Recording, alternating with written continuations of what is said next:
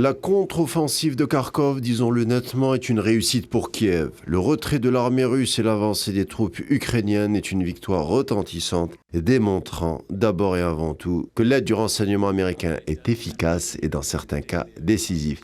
Quel enseignement peut-on en tirer? La Russie, depuis le début de l'opération en Ukraine, a démontré surtout qu'elle n'était pas attachée à une ville, mais que sa stratégie allait bien au-delà.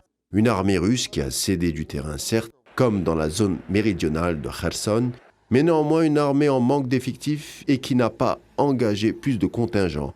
Décision depuis le début du président Vladimir Poutine sur le terrain ukrainien.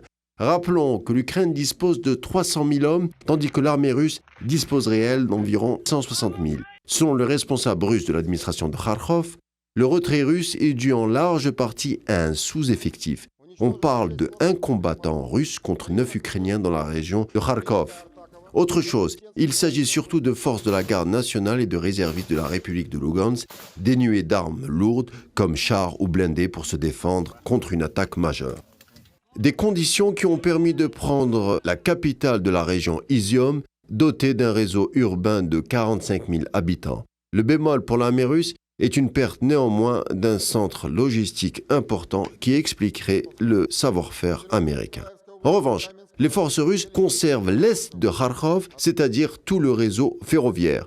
Mais l'armée ukrainienne pourrait-elle être stoppée? Il faut le dire que c'est tout d'abord une victoire à la paix russe pour Kiev, très coûteuse à en croire les colonnes d'ambulances transportant les blessés ukrainiens et autres estropiés, tandis que les soldats russes ont essuyé très peu de pertes et se sont dispersés en ordre avec très peu de matériel détruit.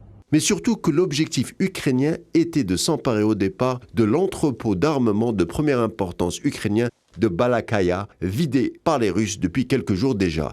Preuve que la région de Kharkov était d'importance secondaire pour les généraux russes, voire même qu'ils avaient anticipé l'opération à en croire le départ antérieur d'un nombre important de soldats russes.